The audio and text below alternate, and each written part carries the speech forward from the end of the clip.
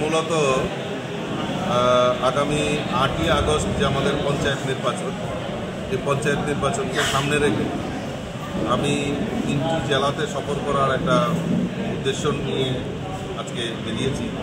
প্রথমে ধলাই জেলা, এখন ঊনকোটি জেলায় আছি, তারপর আমি ধর্মনগর নর্থ ত্রিপুরা জেলাতে আমি যাব।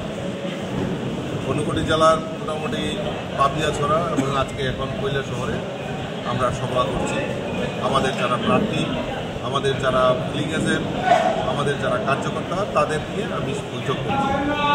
বৈঠকের একটাই উদ্দেশ্য, মানুষের মধ্যে আমার কার্যকর্তাদের যে উৎসাহ উদ্দীপনা, সেটাতে আমি নিশ্চিত যে আমরা ভারতীয় জনতা পার্টি পঞ্চায়েত প্রায় 100% পঞ্চায়েত আমরা দখল করতে চলছি। অলরেডি ইতিমধ্যে আপনারা জানেন প্রায় 71% আমরা বিনা প্রতিদ্বন্দ্বিতায় জয়ী হয়েছি, এবং বাকি যে আসনগুলিতে নির্বাচন হচ্ছে সেখানেও ভারতীয় জনতা পার্টি জয়লাভ হবে, সেটা আমি মনে করি।